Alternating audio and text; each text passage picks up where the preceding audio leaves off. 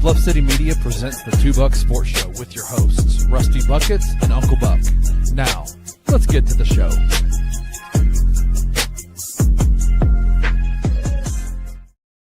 What is up, everybody? Happy Monday. Welcome to the Two Buck Sports Show. I'm your co-host, Rusty Buckets, coming to you from Corinth, Mississippi today as I came over to check in on my pops and hang out with him for the day. But I got my guy, Drew Gann, from Ripley, Mississippi with me as always. Uncle Buck, how you doing, buddy?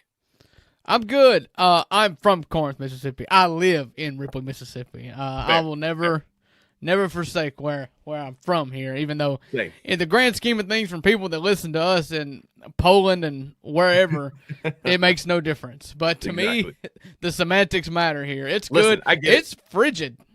Mm-hmm. It's 32 degrees this morning here in Corinth. I get it. I love living in Memphis, but my roots will always be in the hills of North Mississippi, where it was cold this morning when I let Shelby out early this morning. Almost frosty a little bit, Drew. It made me excited for what's to come, for sure. Yeah. Listen, I've got, I think, about another few days of it being 30 degrees in the morning for me to be ready for summer to come back. I'm not built for this. I don't like the cold. I would rather sweat for sure. And so I'm not built for the cold. It's just like if I bundle up, I look like I could roll down a hill long ways. Top over bottom rolling. Sure. And I'm not comfortable in clothes and bundled up. I just don't like it. And so I'm much rather be a shorts and shirt kind of guy. But I do enjoy the first little bit of both seasons before I get sick of them in their peaks, I guess. But the enjoyment goes down a little bit once I mean, listen, I should probably scale back a little bit. It's going to be 60 degrees this afternoon, so I'm not going to complain, okay? Yeah, Once it gets 30 and stays 30, I've got about 4 days where I'm like, this is nice, and then I'm miserable. I couldn't be more opposite, man. Like as a big fat guy in the South, when I start sweating, it's over. I'm gonna sweat the rest of the day, and I'm in and out of it a lot, like you are. And so I would rather, because I can always put on more clothes and bundle up to go out. There's only so many I can take off before it becomes illegal, and my mama gets embarrassed. So I can't be out in public like that with it being hot. So give me Maggie and I are going to Boston and New York for a few days later this week, and it's going to be in the 30s and in the low 50s. If that's my perfect. If it starts in the mid 30s and then caps out in the mid 50s, that's my perfect weather year round. I think my measuring stick, my cutoff, is if it needs to be more than a hoodie, it's too cold. I love hoodie weather. If you can get me in the, upper 40s to lower 60s, I'm perfect. I'll put on a hoodie. If it's a little hot, I'll throw some shorts on with it. If it's cold, I'll throw some pants on with it. Just as long as I can wear a hoodie. I think that's where I'm in my peak. Yeah, I mean, best weather is best weather. So, I love a quarter zip, long sleeve shirt under a vest, and I am good to go, which is what we're getting close to. Yeah. But before we get to our sports talks, we always start with some buffoonery. Yes, we just had some buffoonery, but that pales in comparison of what's to come when we dive into our first segment of the week.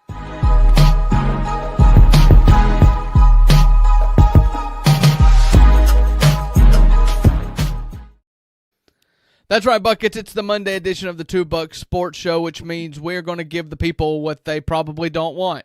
And Rusty and I, we're best friends for over a decade at this point. And we just use this first segment of the first show that we're together every week. And we just recap our weekends. We boil it down for your pleasure and time to 2 points. The best thing that happened to us this week and our biggest beef of the weekend. I set them up, Rusty. You knock it down. Tell us the sponsor. Give me your best of the week. Best of beef of the week brought to you by Donna's Italian Beef, 509 Constitution Drive in Iuka, Mississippi. The best sack lunch on your way to Pickwick. Great breakfast spot. Jim and the gang will fix you up, whether it be a slug burger for lunch or a tenderloin biscuit for breakfast. Tell them the $2 sent you. And if you send us a photo of our picture in Donna's Italian Beef, we'll comp your meal. How about that? I'll Venmo you whatever you pay for your meal. But that's Donna's Italian Beef, sponsoring our best in beef. Feed the family, folks. You've got it in writing. I mean, I put it out there. Somebody take me up on it. Best thing happened to me this weekend, Drew. There were so many really good things, man. The Wing Festival, Itabina on Friday night, going to the Grizzlies game with Maggie, though that may not have been the best part of the week. We'll talk about that later. But yeah, I mean, just the 901 Hot Wing Festival on Saturday was fantastic. I hate you couldn't be there. I know you had some stuff come up, weren't feeling the best, but man, what a day. There was 20 competition wing cookers there, smoking them, grilling them, frying them, cooking them, however they needed to be cooked. They were cooked. They were smothered, covered. They were sauced up. They were all really, really good. Hold My Beer and Watch This was by far and away the best ones. They had multiple good flavors. But I had a really good raspberry chipotle wing that was like a smoky berry flavor that was fantastic. They had a Game of Thrones themed team called Game of Bones, and they had different like Game of Thrones themed wing flavors. It was an awesome day, beautiful weather, got a little bit chilly. I'll get to my beef here in a minute because it's also related to that.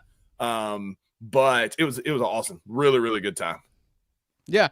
I really hated I got some fear of missing out on listening to you and Jared and Kenny talk about it after the fact. It looked like a fun time. It did. And it supported good calls, right? You get to eat wings and support a good cause. I don't know a better combination in this life. Yeah. So, my best of the weekend. Halloween's behind us. Yesterday, Saturday was November the 1st. Which means it's Christmas time. And hey, listen, Jolly Uncle Buck here, who is always the first to welcome in Christmas into their homes, set up the Christmas tree yesterday. Let's go. We made a big ordeal about it. Listen, I love Christmas. I make no bones about it. I'm sure 90% of you probably think I'm crazy for having a Christmas tree in my house on November the 2nd. But you people don't understand jolliness. Like, it's just, there's something about seeing a tree and little Santa Claus and reindeers and nativity scenes that just puts you in a good mood. And if you don't feel that, then, go have some small children and go to church. Because I can't think of a better season. It is. Yeah. It just fills me up every day walking in and seeing the Christmas tree. I have made, because I do think of other people. Like, I don't just walk around beating my own drum. If you don't like it, get off my lawn. I've decided to wait till after Thanksgiving for all lawn decorations. I'm not gonna put the icicles up or wrap the trees or put the inflatable dogs in the Santa outfits. We're not going to put those up until after Thanksgiving. Sure. But inside the four walls of the Gann house, we are celebrating Christmas.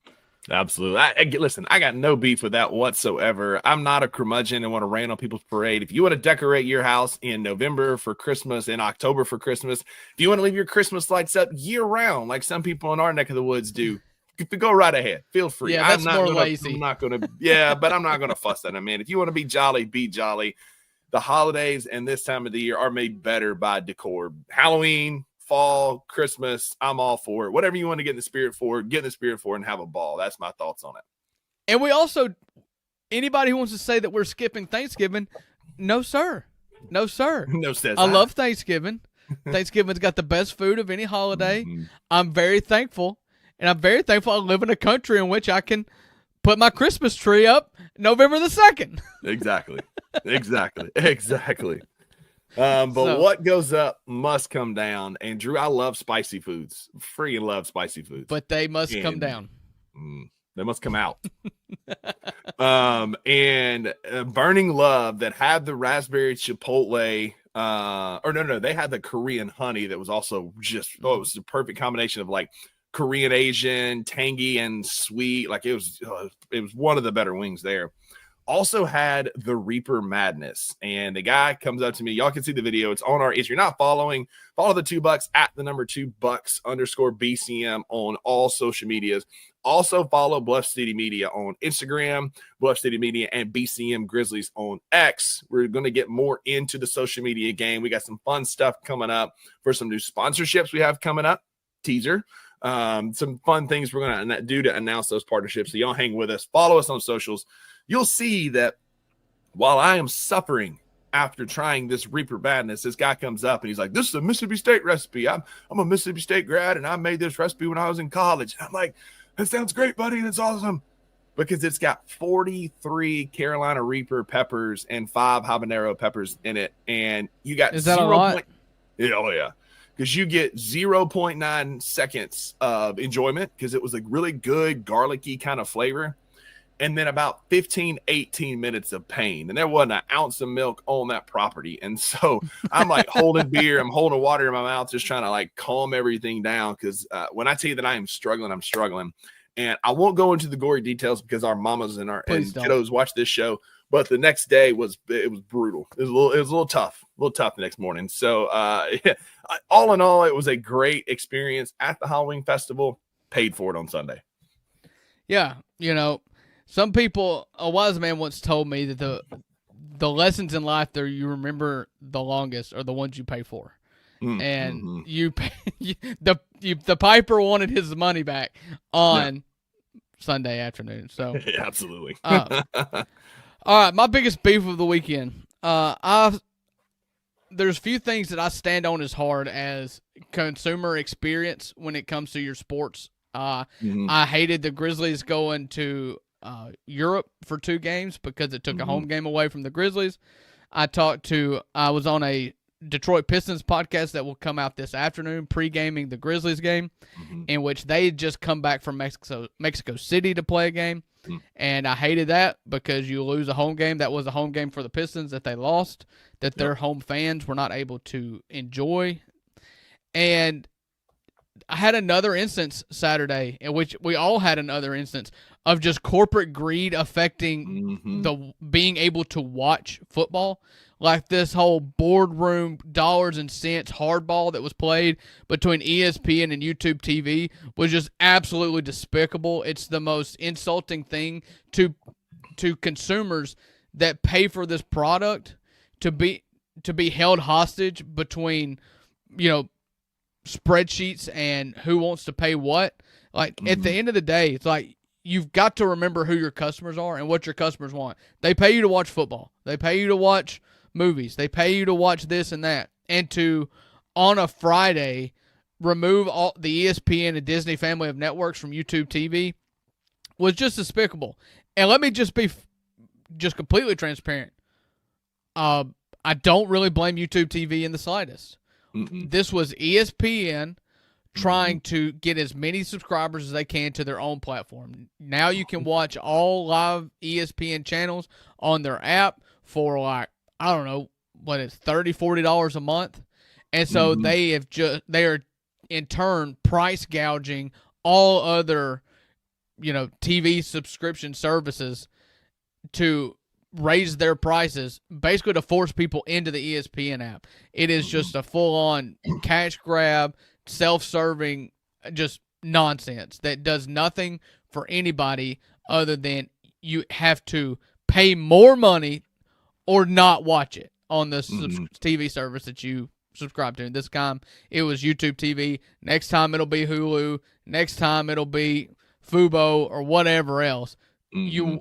They will just continue to jack up the prices. It will never be cost efficient ever again to watch sports. And they told us it was never going to be like this. We're going to have our streaming services. You can cut the cord. It'll always be cheaper to stream through these apps. And now, like, having to have the ESPN app and Peacock and Paramount and Prime Video and YouTube TV or Hulu or whatever you choose for your TV service, you're getting nickeled and dimed at $30 to $40 per month per streaming service. It's costing way more than cable or satellite ever used to cost. Yeah. I'm to the point to where it's like, is it just better to have cable? Is it just better to go get DirecTV? Probably not, because you still have to have Peacock and you still have to have Prime. You still have to have this, that, and the other. FanDuel Sports Network. And it's at some point, somebody in these boardrooms have got to remember the people in which the service is provided for. Like, it's no longer easier. And so you would hope if it's not easier, maybe it would be affordable. But no, it is now harder than ever to watch sports. And it's more expensive than ever to watch sports. It's just, at some point, somebody is. This can't keep going on. The price cannot keep going up. Inflation and everything is high. The last thing it should be high for is a network charging out the wazoo and just continually upping their costs. Exactly. But I guarantee you they're not having a hard time keeping their kids fed. So why in the world are we doing this? I mean, I'm all about people making their money. I am we're not getting into politics by any means, but I want you to go make money however you need to make it. Yeah. But at some point, like monopolies and things like that have to be addressed. Like you can't corner the market on sports and all that when you are a consumer-led business where people are wanting to watch sports and those kind of things, stream movies, watch TV or whatever. It's getting ridiculous. I absolutely agree. I got that email about YouTube TV in there, and I'm not blaming YouTube TV. They're even giving me a $20 a month credit to kind of help offset some of the loss. It's straight up corporate greed is what it boils down to from ESPN and Disney, who's doing themselves no favors with firing good personalities and changing things around and now going in this direction. It's asinine, and I'm frustrated with it just like you are. Yeah, it's not about that anymore. Mm-hmm. Like you've got to. I'm a capitalist as well. Like I believe things are worth what somebody will pay for it. But at some point, like, what are your margins? They're a publicly traded company. I would love to see their margins because I know that they just signed a multi-billion-dollar contract with the SEC, with the NBA. Like, I know that there is a lot of money that is going out and able to show this stuff. But you would like to not be able to, the consumers to continually pay out the wazoo for this. Like, there's got to be something there. Exactly. But unfortunately, it's not where we're at. But on the other side of the commercial break, we're done fussing. We're done complaining. No, are we though? We're done fussing about stuff about sports. We've got other things to fuss about. And on the other side of this commercial break, we've got to talk Beale Street Heat Check because there's been 2 games since we've been on your screens and an insane amount of drama within the FedEx Forum. So stick with us after this commercial break, and we're going to deep dive on all of it.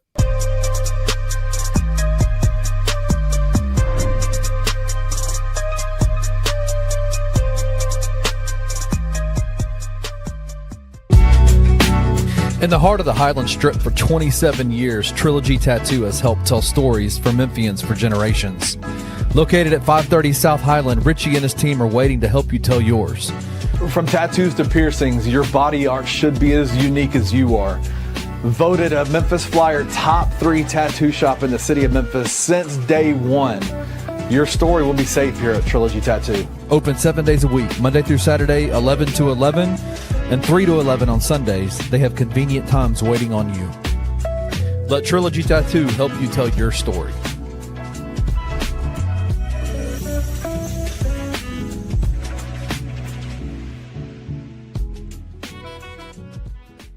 Anybody who watches my show knows that the whole face of the league conversation is a real eye roller for me. I think it's kind of a dated conversation, in my opinion, man. The face of the league conversations were birthed in the time where it wasn't a lot of exposure to the NBA, right?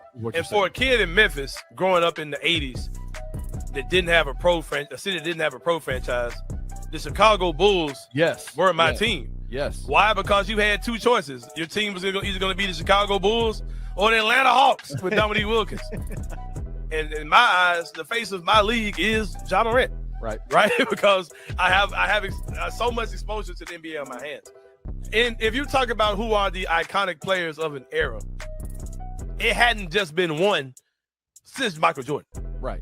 Like right now, it's 3 guys that are the iconic players in the league, right? I think in this next era, it's going to be at least double. It's going to be at least 6 guys that are going to be in that conversation. Tune in to the Anthony Sain Show Monday through Fridays at 1 p.m. live on the Bluff City Media YouTube channel.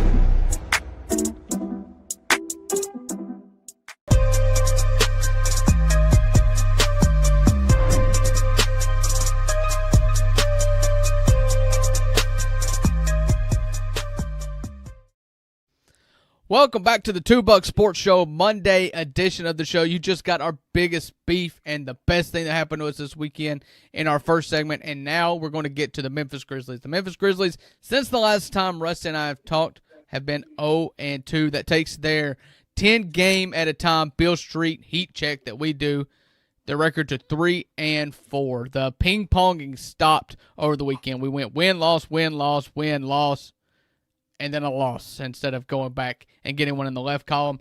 The Grizzlies went to Toronto yesterday afternoon and took a loss in a game that wasn't exactly competitive. Yeah.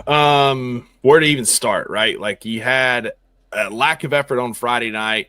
Let's start Friday. Let's just go in order. Yeah.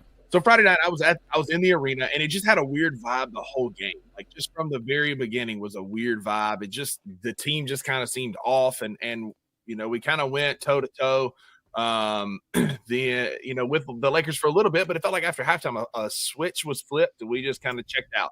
And by we, I mean Ja Morant, and the rest of the team goes as Ja goes. So when his attitude went down, the team went down. And word came out after the game, asked the coaching staff why they weren't able to play, blah blah blah.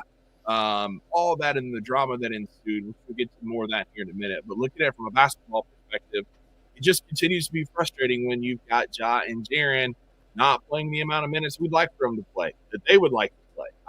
I held Taylor Jenkins to a very high standard for his rotations last year, and I'm not going to give Tomas Isolo a pass simply because he's new. He's figured it out. His system is different. Like, I was rough on Taylor Jenkins last year for the lack of just ability to play. Like, Ja and Jaren to be able to play, and here we are on Friday night.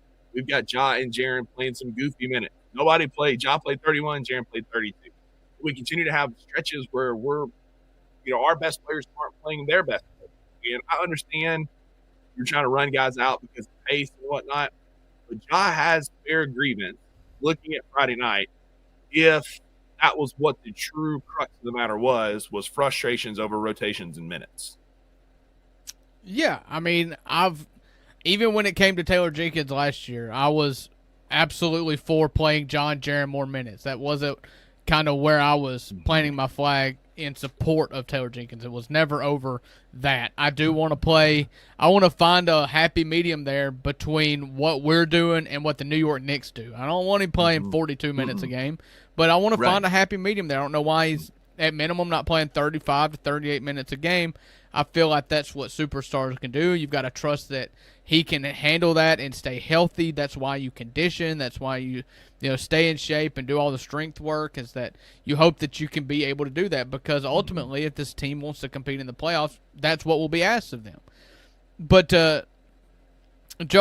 Ja, given that, the way you handle things and the way he continues to handle things is just 180 degrees opposite of what I would ever teach my kids, or how I would hope that responsible, law-paying, law-abiding citizens would do. Like, you've got to be an adult when things don't go your way, to take your ball and go home, or worse, to go stand in the corner and let the Grizzlies play 4-on-5 against the Lakers is not how you do it.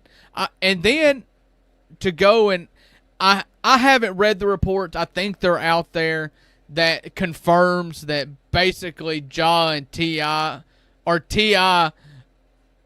held Ja's feet to the fire immediately after the game was over in front of the team. That's how he said that he would handle it in this situation well before he was the Grizzlies' assistant coach or even a head coach, that he would publicly call out his players. This is a team.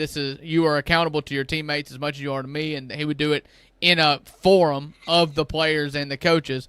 It's our belief, and it's probably reported out there that that's what happened and led Ja to go to the media and basically throw his coach under the bus. And so, whereas you may have a grievance, I tend to agree that Ja Morant should play more. The way he continues to handle this stuff is absolute garbage. You cannot do it. Your team lost on Friday night in Halloween. Again, Mr. Consumer here, a game that you, as well as many thousands of other people, chose to spend their Halloween, their money, their time, their disposable income, in which inflation has gone up and the cost of living has gone up and the earnings income has not matched.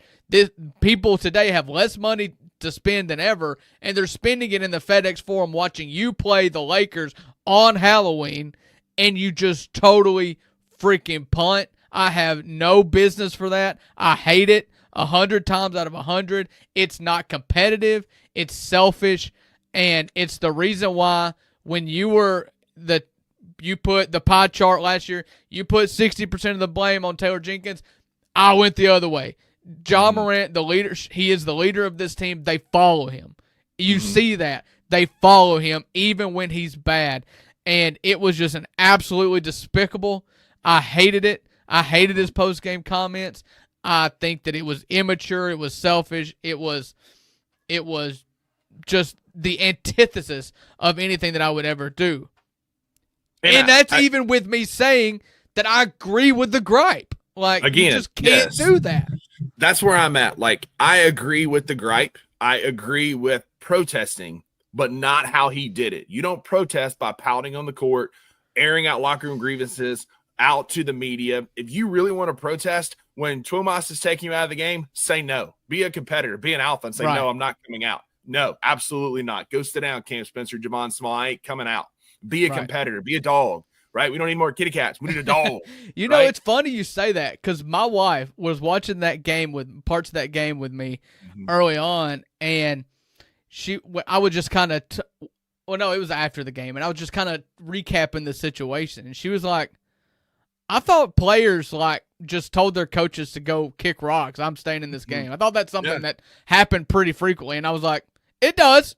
Superstars have that right to say, no, screw your rotation, screw your minute count. I'm staying on the court. I'm going to go win this game. Yeah. But he just decided that he was going to abide by the coach's instructions, and then when he got back in, just tank it. And I have no business for that. And so I've said my piece.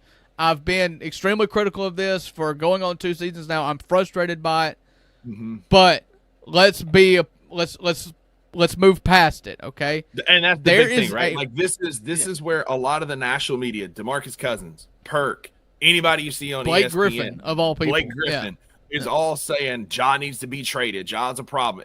Like y'all aren't slick. You aren't being, whatever. We see right through it. You want Ja in a bigger market so you can cover him more, make more money off of him. He would be he'd be a better product for the NBA and the talking heads in the national media in Miami or in Boston or in LA or even Milwaukee, some of these other like locations that isn't Memphis. Y'all aren't slick. We see right through it. Ja Morant's not going anywhere. He posted on his Instagram story yesterday, the Let's Go Grizz poster. Like, he is all in on this team. This is growing pains of competitors, Drew. I have butted heads with coaches and managers and people in the past because we both want to win and we want to do things. We may just have different ways of getting there. But that didn't mean I was going to go quit the job or quit the team or run and go air it out. No, we as grown men, we butted heads. We took a minute. We came back together and we figured out a solution and we moved forward. We're better for it. And I think that's exactly what needs to and will happen here. I think that Tomas is an accountability guy. He is a grown-up, though. And I think he can appreciate like holding people accountable, it not going well, because that's what you're going to have when somebody who's never been held accountable. Just think about it. Everybody's handled Ja Morant with kid gloves ever since he is being he's been in the league. Nobody's held him accountable for his actions or antics. Nobody other than Adam Silver for just dumb reasons. Inconsistently for Ja. He's now being held accountable, and there's going to be some growing pains through that. And I think him and T.I. are going to sit down in a room and have a conversation and be fine. Yeah, it's part of the. I chalk this up a lot to getting a lot of money quick, getting famous. Lots of people get rich quick in the NBA and professional sports. He got famous quick. And when you get famous, you get a lot of people that just suck up to Ja. And, I think that T. Morant and his mama are good parents, but I don't think that they're necessarily the ones that's going to look at Ja and be like, hey, you're being an idiot. They're just going to say it's Ja being Ja, And I think that I'm married. You're in a serious relationship. There's hard talks to have. There's something that you learn through a marriage in which you can have these knockdown dragouts, and a marriage or committed relationship where it's just like you and I both know we're not going anywhere. So you are forced to figure this out. You can yell and scream all you want to, but it's got to end with a conversation on the foot of the bed and being like, why are we doing this? What's the solution here? That's something that Ja, as a guy, and I don't want to necessarily court like you've got to be married to be this, but marriage forces this. And you've just, if Ja were to settle down, you see this, I've heard this several times, even with Kevin Durant. It's like, buddy, if you just like had a life and responsibilities, you know, you had a wife and kids at the house where you knew that basketball and this thing was only your job instead of your life, like you kind of be able to put it in perspective, and you learn these tricks and trades and that come from like a commitment and a committed relationship to where these differences go somewhere. They don't stop at the difference. They go somewhere. And I think as we move forward and project forward, what I hope as a Grizzlies fan and what I legitimately see as a realistic possibility is that this is growing pains. Yeah. That this is something for the first time in Ja Morant's career, because Taylor Jenkins was his buddy, T's his buddy. He's surrounded with all of his friends that are buddies, and I don't think he's getting a lot of tough love. T.I.'s may quite possibly be the first person that's shown him tough love and told him hard truths about himself. And it's a real inflection point in which you can only go two ways when confronted with the reality that you have done something wrong. And it is shut off, which he did immediately. But now with some time and some space to think, you can either continue to shut down or you can grow from it. And I do think Ja's 26, 27 years old now. He's a man. I hope and I pray, and I do think it's realistic to expect that both parties grow from this. Absolutely. And I think that's where we're heading. More than a trade, more than Ja asking out to get out of Memphis. Ja is not represented by an agent who has an ulterior motive. Ja is represented by him and his family. And that's, I think that in and of itself is a major check in the box for the Memphis Grizzlies, because he's not going to have an agent. Yes, his family wants him to get paid, but you're not going to have an agent who's going to be obligated to go to these other teams and do a pulse check and see what they would pay him. I think that Ja is going to stay. I think this is going to get worked out. I think Ja Morant, there's a world where Ja Morant goes out tonight, goes demon Ja, lets his frustrations out, leads his team, scores 38 points with 11 assists, and we dominate the Pistons. It's going to be a tough task because they're a physical team.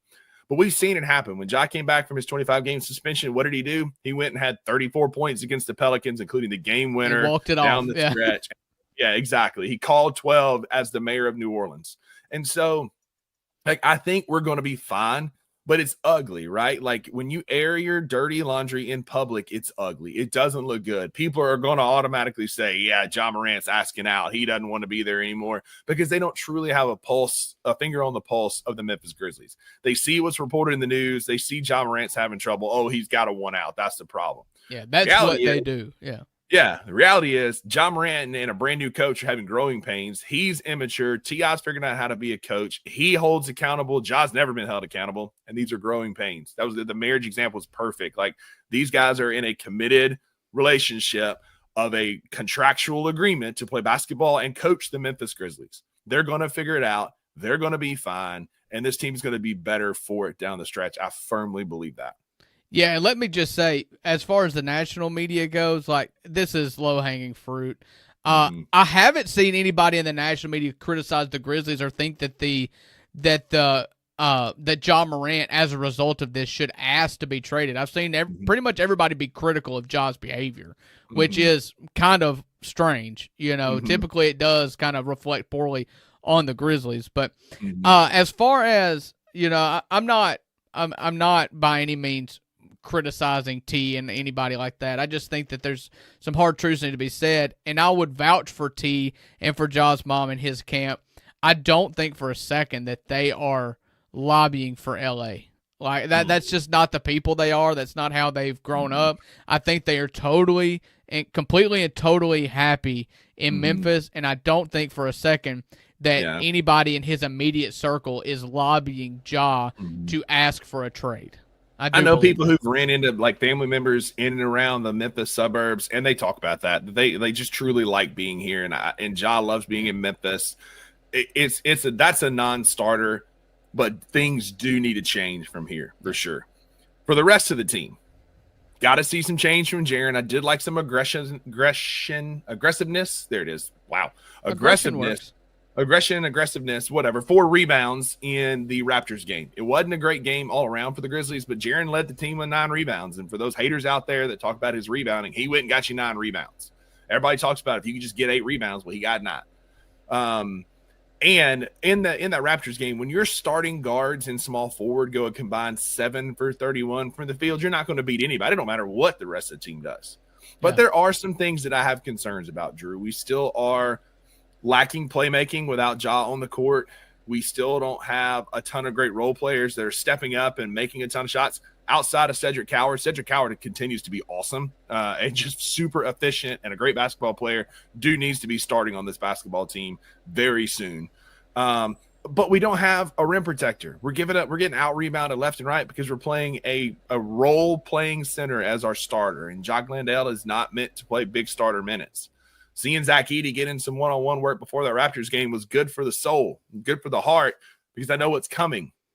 A guy who gets rebounds and can protect the rim and be a force in the paint. So taking it with a grain of salt, we're 3-4 through our first 7 games. We're doing our 10 games at a time. And on the left side of our screen over here by me, I'm going to keep track of each 10-game stretch throughout the season so we can see how we're progressing. And we're almost right where we thought we were going to be through the first 10 games, right? We said if we could be 500 through the first 10 games, and we're darn near 500 at 3-4. I still, there are some concerns, Drew, but I'm not ready to blow this team up and start tanking and try and win, like lose for the lottery. That's silly. No, that's not in our culture. That's not in our DNA. We should never do that. Toronto is a really, really long athletic team. I mean, when you're 1 through 3 positions are like Scotty Barnes, RJ Barrett, Brandon Ingram, like a big team. Isaiah Quickly, like that is a long team. And there's just you're not really getting the shooting. Nobody on that team in the starting lineup last night can create for themselves outside of Jaren.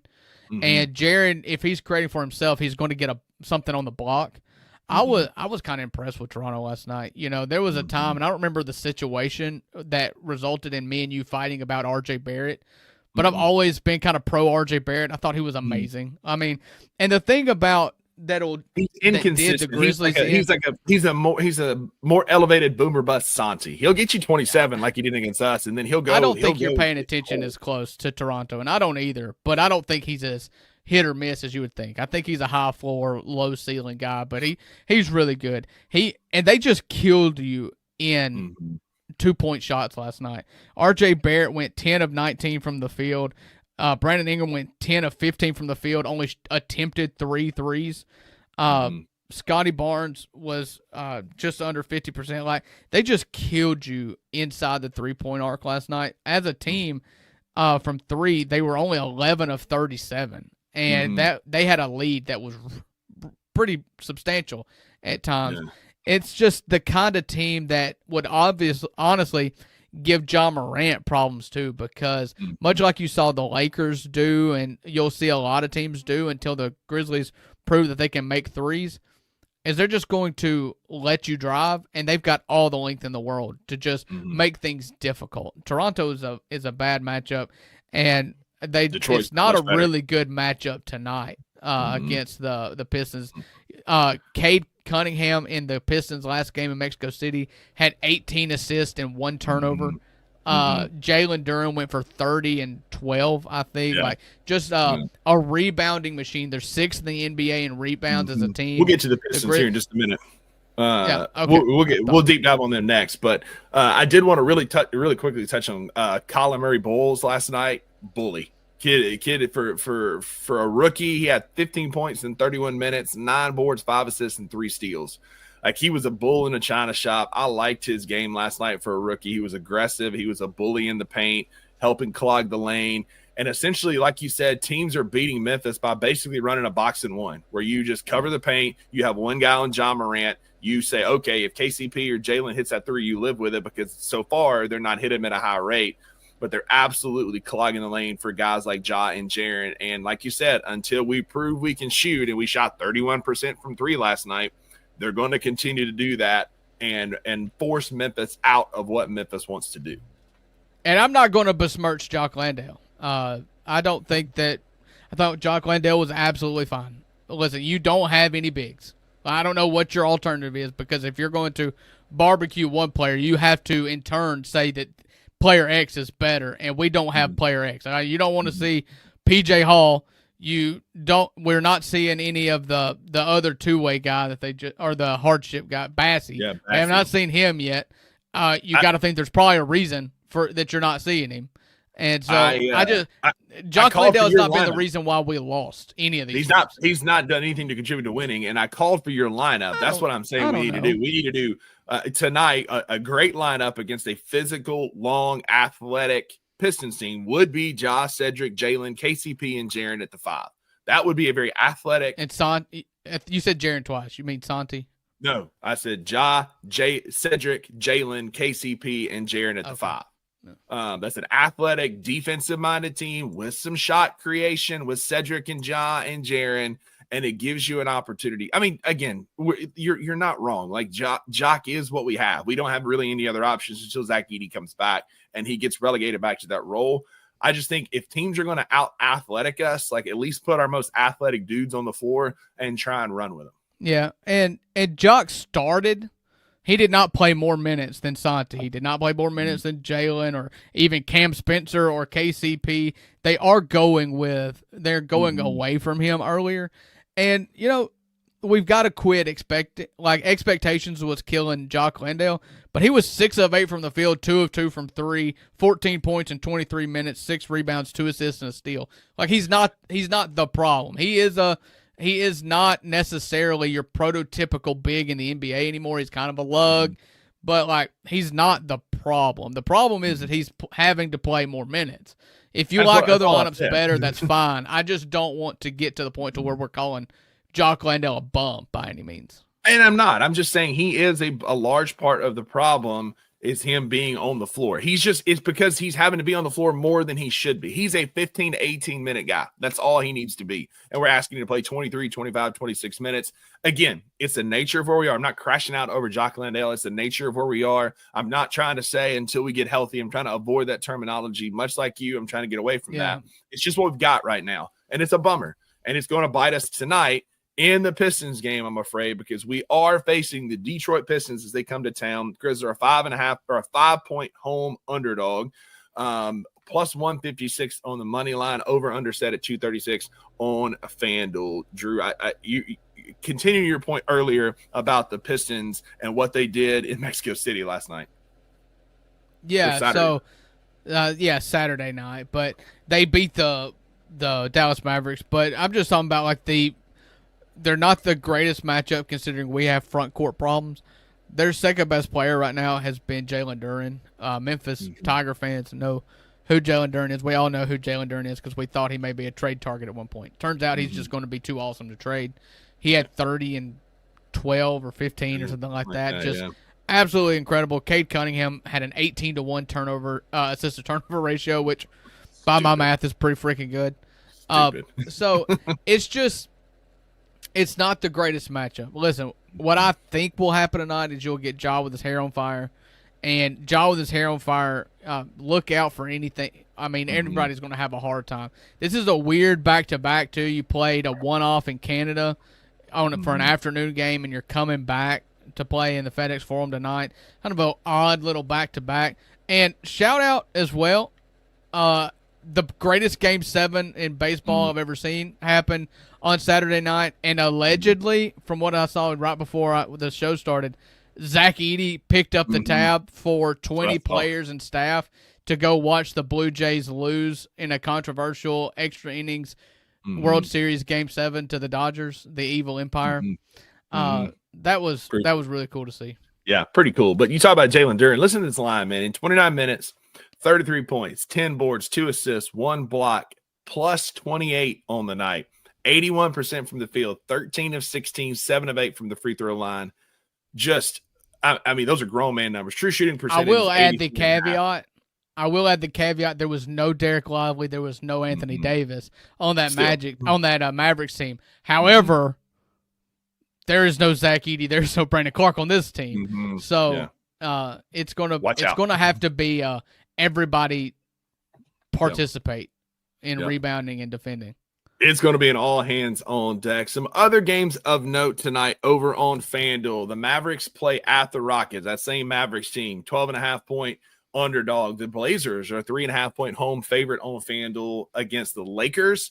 The Bucks and Pacers face off tonight. Like the Bucks are a 5.5-point road favorite, and then the Heat travel to the Clippers. Norman Powell's revenge game against the Clippers, I guess. Yeah. The Clippers are a 7.5-point home favorite over the Heat in LA. Drew, the Suns won on Sunday. It's kind of a bummer. Like, Wemby, we needed you to do one thing. The Spurs, one thing, and that's beat the Suns. But none of these games impact our draft stock for next year, but could be some good basketball, especially with all the tension around LeBron and the Lakers and his connections to Chauncey Billups and that's not real.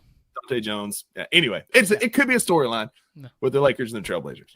It could be a storyline. That's a heck of a selling point. It is. That sounds like somebody ready to make up something right there. This could be a storyline. Listen, be a storyline. But sources say that this could be a storyline. Sources, trust me, bro.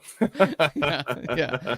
So, but plenty of basketball to talk about. As we start to wrap up the show, though, we did have some breaking college football news over the weekend that we got to talk about with yet another head coaching vacancy.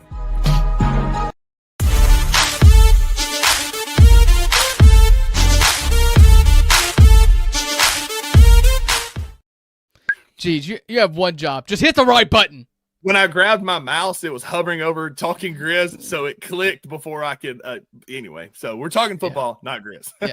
So, you get what you're looking for anyway. I guess this is week number 10 of the college football season just ended, and we have job number 4 open in the SEC. You've now got Florida, Arkansas, LSU, and Auburn as job openings, as Hugh Freeze went out with a blaze of glory, putting up 3 total points, count them, 3 points against Kentucky, losing 10-3 and his job.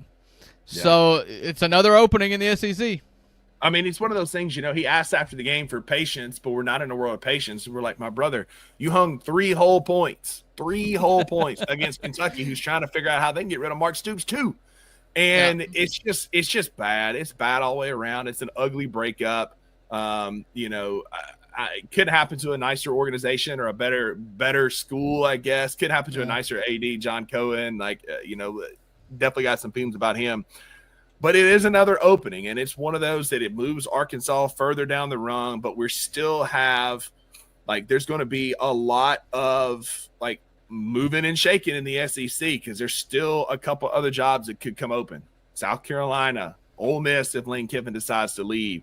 There are other jobs that are pending coming open. Missouri if Drinkwitz leaves. But the writing's been on the wall for Auburn for 2 seasons now. Last year would have been the smart time because you would have been the only really true job open in the SEC, but now you're competing against other ones. I don't overthink it here. I mean, there are guys that you can go get, a John Sumrall, a Brent Key. But if we know anything about football in the state of Alabama, they're going to overthink it. They're going to miss. They're going to whiff. The only thing that an Auburn can say is at least our governor, for now, isn't meddling in our coaching search. Who is their governor now? Is it? It's not Tupperville, is it? He's a representative. I don't know who their governor is. Who cares? I don't want to talk about Alabama politics anymore. I can't believe how often this comes up. But I think that if you are a coach, and Lane's not going to take this job, they're not going to offer it to Lane. He's already turned him down once in a pretty dramatic fashion. Mm-hmm. If there's one job in the SEC that can win tomorrow, it's Auburn. Mm-hmm. I truly believe that. Hugh has never lost his recruiting chops. He lost his coaching chops. He's stacked in some 5 stars out of high school in an era in which you don't really get to stack up a lot of 5 stars. He's done it. Mm-hmm. And if you're Auburn, you've got to keep them there. Whatever you got to do to keep them there for the next guy. If they can keep the majority of those 5 stars, that's a job that can pretty well plug and play a coach, and the right coach can win there. It'll be easier to win there immediately than it would be at Florida, at Arkansas, at Penn State. They've just got some talent stockpiled there. It's just, I think that Auburn is one of the hardest jobs in the SEC because of the toxic rivalry that they have with Alabama, and the fact that their fans and administration think that they're better or at least on par with Alabama. They put way too much emphasis on the fact that they lose to Georgia and Alabama every single year. You just can't survive losing to Georgia and Alabama every single year. And it doesn't matter if you go 10-2. You've got to beat them. Yeah. And Auburn, we know Auburn's had deep, dark, crooked pockets for a long time. Now that it's out in the open, they've got deep, dark pockets where they can pull money from. It's a job that you could come in and flip the team fairly quickly with NIL money. But you're right. Like, the problem is always going to be the expectations that you think you're on par with Alabama. They claimed, 4 more national championships or 5 national championships? They fired a coach that had 4 national championships acquired in his 3.5-year stint. Good luck. Good luck replacing that kind of winning that you won 4 national championships in 2.5 years. But I mean, again, writing was on the wall. This is something that has been coming. DJ Durkin is taking over. This is going to be the 7th straight Iron Bowl with a unique coaching matchup. Next year will be number 8, which I thought was a wild stat because of all the changes. Coach Saban having COVID in 2020. Most of the changes have been on the Auburn side, right? You know, we've had, since 2019, they've had Gus Malzahn, Brian Harsin, had Cadillac as the interim, Hugh Freeze, DJ Durkin's coaching this weekend, and they'll have a new coach next year. So talk about stability in the Auburn family. I think my favorite thing I saw, which is very dark, and we probably shouldn't laugh about this, but they said that the SEC made it 1 whole week without employing a coach who had a player or staffer die on his watch. That's pretty tough. So I think that Auburn has yet to show that they can compete in this new NIL era. I put them in the same bucket as Florida. It's like, you say that you're the best job ever, but Ole Miss and Missouri is winning in this, and you're not. And you can blame coaches, you can blame players, you can blame whatever, but you've got to quit relying on 2011. You've got to quit relying on 2014. You've got to quit relying on Steve Spurrier and Urban Meyer. Like, this is an era in which you have to prove it again, and they've yet to do it. Yeah, absolutely. So real quick touch-ups on our teams from this weekend before we get out of here. Finally, it happened. After 2 whole seasons, 0-16 under Jeff Lebby in conference play, the Mississippi State Bulldogs got a win in conference play. Last time we beat an SEC team was Arkansas in 2022. The last time Arkansas beat an SEC, or 2023. The last time Arkansas beat an SEC team was last year when they beat Mississippi State. A movable force meets a stoppable object. Something had to change. And Mississippi State got a dramatic, great win. I mean, gritty win. You were getting your butt kicked for most of the game by an inferior team. Like, we had no business being in that kind of a dogfight with a team who's essentially just given up. But Taylor Green is good. They sold out to stop the run, did everything they could to stop Devon Booth and Fluff Bothwell, and did a great job at it. I thought that the state of Mississippi, at least the Maroon half, was going to riot when Kamario Taylor came in and immediately throws a touchdown, goes, has a drive, stall out, and then immediately runs in a touchdown in the next possession. And then we go back to Blake Shapen, only for him to throw, not entirely his fault. It was high and hot, but it did hit Anthony Evans in the hand. Yeah. An interception in his first pass back. I thought Twitter was going to melt down. But to his credit, and I was part of that, I was just like, what are we doing here? Like, this is asinine. Like, we've got a dynamic quarterback who is moving the football with success. What are we doing? But credit where credit's due. Blake Shapen had a whale of a fourth quarter. Anthony Evans made a grown man play to win that game. And Mississippi State finally got a conference win. They are currently sitting with 5 wins that you projected in August. I went 6-6, and I still think there's a world we can get that 6th win in one of these last 3 games. But it doesn't matter. We finally got that SEC win. Yeah. Beale State. It took major stones from Jeff Lebby to do that. That's somebody who feels safe in their position there, because look at what Hugh Freeze did as he tried to pen a loss on a backup quarterback and then lost to Kentucky and got fired. That's somebody with immense job security, in which Jeff Lebby should have, if we're both being honest here, to go back to Blake Shapen. It also shows me that, coaches go about this one or two ways. Blake Shapen is not perfect. He is far from it. But if you need to go win a game, he trusts Blake Shapen more than he trusts a true freshman. And that's not a shot at Kamario Taylor. He's just extremely raw.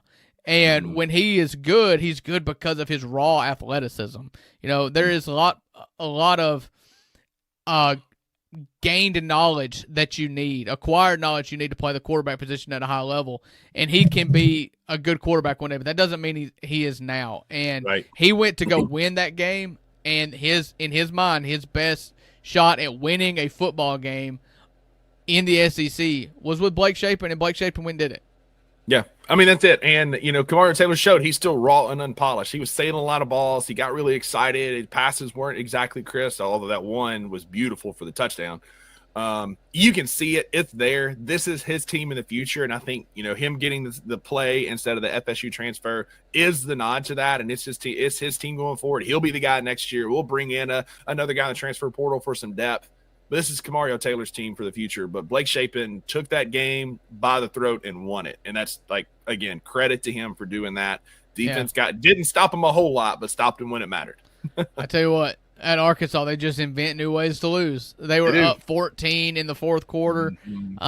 This was got a problem. If they weren't just totally apoplectic before that game, this one would probably hurt the most. But let's be honest, they haven't been feeling pain in 6 weeks. I mean, that's it. This should be a will-breaking game, but they don't have a will anymore. they don't feel pain. No. So Ole Miss won a home night game, which was fun. Win 30-14 over South Carolina in a game that started off. If I didn't trust this Ole Miss team, this was a game in which I would have panicked a little in the first half. South Carolina cuts it to I think a 2-point lead with a deep pass play to their Harbor, the big fast wide receiver they've got on the edge, to cut it to 3 or whatever. But then Ole Miss just decided, hey, Trinidad Chambliss, you're awful. You can't hit a boat if you fell out of water tonight. It was by far his worst game of the season. And they just said, we're better than you. We're going to pivot and hand the ball to Kawan Lacey. And he was masterful. I think he had 170-something rushing yards. He sealed the game with a 50-something yard touchdown right up the gut. And then the defense came to play. They had some strange looks that they were throwing at Lenore Sellers, and let me just tell you, there's a two-headed combination in South Carolina of just suck, and it is Lenore Sellers, who I swear the Ole Miss defense gives up some breaks in the secondary a lot, and he couldn't hit them for nothing. I mean, throwing balls out of bounds before he was hitting guys in the hands. It was just absolutely atrocious. Ole Miss was rushing with 3 or 4 guys the whole game, and he would just run right towards defenders somehow. He was like, he may be fast, but he is not elusive. He may be quick, but he has no pocket presence. And he was just really bad. And Shane Beamer was just atrocious. He's going to coach himself out of his birthright at Virginia Tech. Like, he is disgustingly bad. In the fourth quarter, Ole Miss is, in the second quarter with 2 minutes to go, South Carolina gets the ball at the end of the half. They have a chance on 4th and 4 at the Ole Miss 40-yard line and to go for it, score, and then get the ball back. And instead, he tries a hard count, takes a delay of game, and punts.